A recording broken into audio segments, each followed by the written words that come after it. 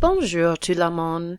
Nous allons faire la leçon de the World Happiness Report. So today we're going to talk about how countries are ranked based on happiness. I've always been fascinated with the quality of life ever since I started learning languages and travel. It just opened up my eyes to all the different ideas of living. And I was really fortunate to have some really powerful experiences when I was younger. And then I really started to travel and take in how different people choose to live on this planet. So remember, there's 8 billion people on this planet and everybody's having a different experience. And I'm really curious about what that experience is and what does it mean to have a quality of life. I'm all about thinking, we only get one shot at this. What is the best way to go about this so I can have a happy quality of life? And after you see what is possible, I only feel more inspired to achieve that in my own life, regardless of what may or may not be feasible in the area that I live.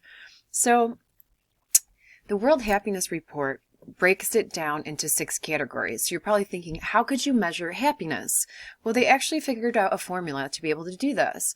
It is measured by income, freedom, trust in government, so your perceived idea of how much corruption in government affects how happy your country is, healthy life expectancy,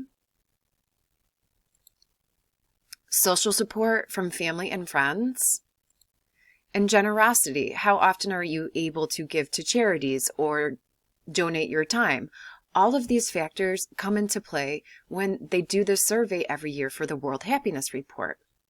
So I want you guys to think, I'm actually just going to do the top 10 with you. So before I go through the top 10, can you make a list of what countries you think are in the top 10? So I'll give you just a little bit of time to do that, and then we'll begin. So numéro 1. Can you guess what number 1 is? La Finlande. So Finland. La capitale de la Finlande, Helsinki. So I'm going to give you guys the country, the capital, and then I'm going to give you les nationalités, since we've been working on nationalities. So our country coming at number 1 is Finland, and they've actually held this rank for the last couple years. Finlandais, finlandais. Numéro 2, le Danemark. La capitale, Copenhagen. So Denmark, Copenhagen, Danois, Danoise, Denmark. Denmark has held the number 1 rank.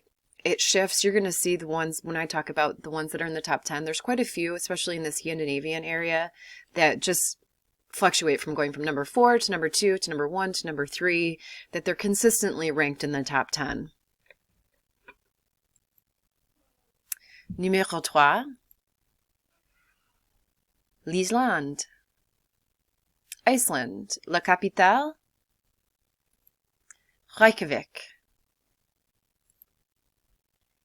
Islandais, Islandaise.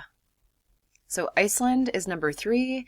I think maybe you're probably thinking, how is it possible that the first top 3 are all in very cold climates where it's dark most of the year? That's really something interesting to think about. I sometimes, when you ask people to think about like the World Happiness Report and I ask them what countries they've chosen, they will immediately say warmer weather countries, and thinking that warmer weather is going to immediately equal happiness. And so that's a really interesting concept. So of course, because I'm from Buffalo where it's cold all the time, when I think of warm weather, it does make me happy, but overall that does not have an effect on people's happiness. Numéro 4.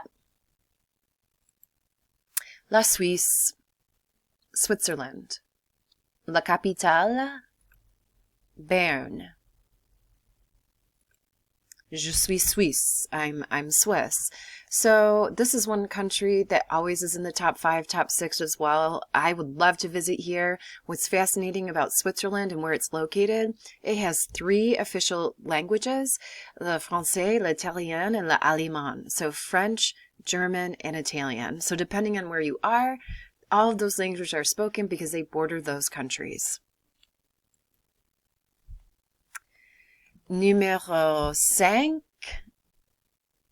J'aime cet pays. I love this country. It's probably one of my favorites. Le Pays-Bas, Holland, or the Netherlands. La capitale, Amsterdam. Neerlandaise.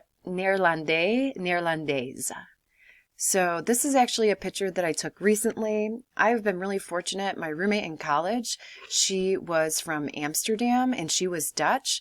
And so for the past 20 years, I've been going back and forth to Amsterdam, to Buffalo, to visit my roommate. She has come back and forth to visit me as well.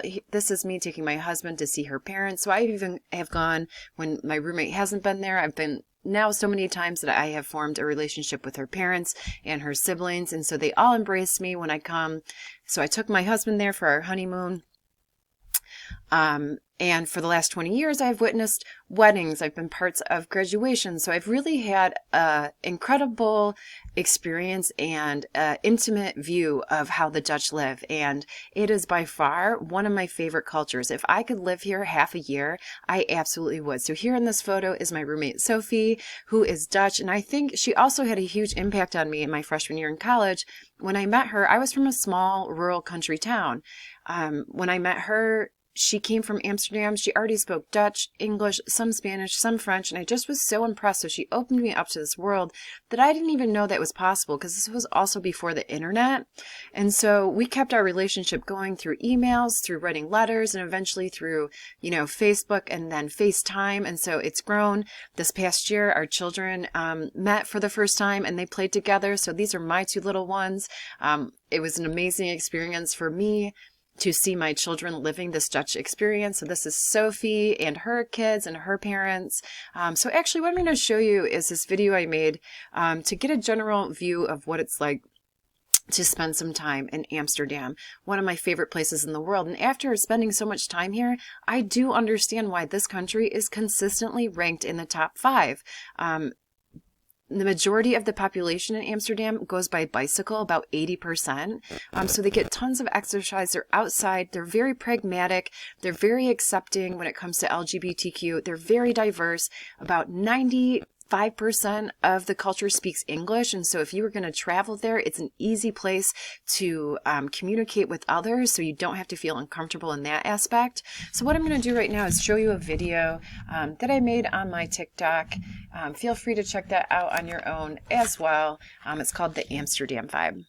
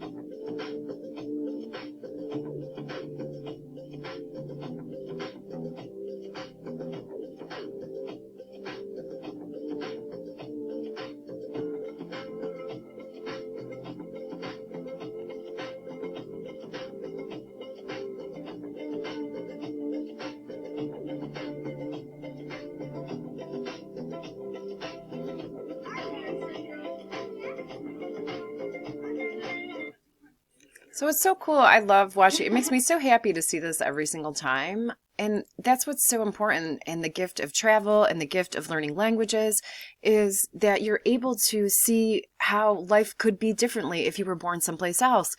I try to implement what I can from the Dutch lifestyle that I can here in the States. It's not always that easy because I live in a rural area.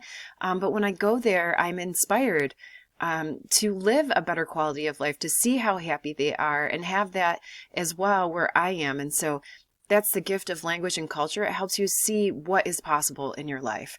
Okay, so coming in at number 6, is Luxembourg. La capitale est Luxembourg, la ville de Luxembourg. So it's Luxembourg City is the capital. And if I'm from Luxembourg, je suis Luxembourg. So it's pretty on point here. And this is a really, really tiny country that is between the Netherlands and France and Belgium. I mean, so tiny. Numéro 7, la Suède.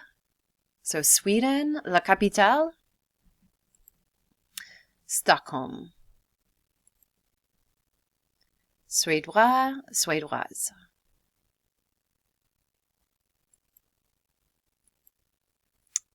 When I see this photo, I get wanderlust. Wanderlust is the urge to travel or go someplace after you've seen an image. It just gives you this feeling like you need to go there. When I see this, I'm like, I must go to this magical place. And coming in at numéro 8, le Norvège. So this is Norway, la capitale, Oslo. Norvégien.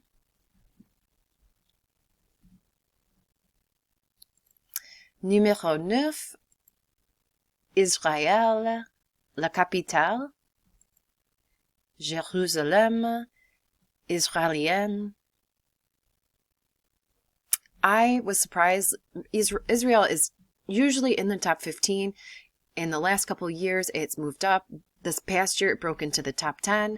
I think for me, sometimes I'm just surprised at this because they are surrounded by so much conflict, but a lot of their needs are met through education, healthcare system, and so on. And so they have a happy level of happiness. Oh, and numéro 10, la Nouvelle-Zélande. La capitale est Wellington. So this is New Zealand, Néo-Zélandais. This is coming in at number 10, and this one broke in to the top 10 for the first time this year as well. So, how do the Francophone countries measure up in the World Happiness Report? So, there are 296 countries. Let me see. Is it 296 or is it 196? Let me just double check. I think it's 196.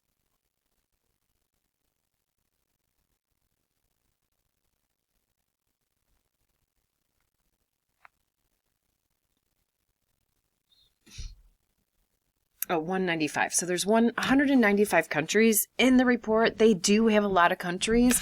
They obviously don't have everybody's. A lot of communist countries do not participate. And so this is there's quite a few. There's over 100 countries that participate in the World Happiness Report. So out of all of our Francophone countries, how do they do? Vamos a ver. On y va. So coming in at number 15, le Canada. So Canada is the happiest country out of all the Francophone countries. La capitale de la Canada, Ottawa, Canadienne. Coming in at numéro 19, la Belgique. So coming in at number 19 is Belgium. La capitale, Bruxelles. Bien, fantastique. Je suis belge. And coming in at numéro 20, France, Paris. It comes in at number 20, so not too shabby. Français, if you're from Paris, you would say Parisienne. So that's really interesting. There's definitely quite a few French-speaking countries that come in the top 20. That was just 3 that I listed. The highest one that I saw was Algeria coming in at 96. So I wonder, does this make you curious in where the United States sits on the list of happiness? So what do you think the United States comes in at? Numéro 16, les États-Unis, is number 16. So actually it comes in higher than all the French-speaking countries, which is really interesting. So here we have la Statue de Liberté, the Statue of Liberty. So 16 is not too shabby. We're doing okay. I think for me, though, I've been spoiled because I visit one of the countries that is the happiest in the world. So I have I have these expectations for myself and for my idea of living, of how I want it to be, but 16 is pretty good.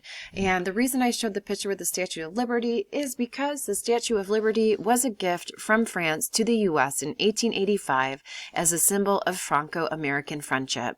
Designed by sculptor Auguste Bartholdi, the statue was meant to symbolize the American welcome of immigrants and refugee seekers. And so if you didn't know that, the Statue of Liberty was a gift from our French friends. And so this concludes my report today on the World Happiness Report. I hope that you've learned something new, that maybe you become more curious about what it means to have a quality of life.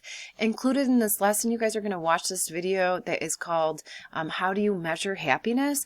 And it actually interviews people, and it'll give you an idea of why Finland and Denmark are happier than the US. And then we're going to have a small quiz and a discussion. So I look forward to hearing your viewpoints. Bonne journée!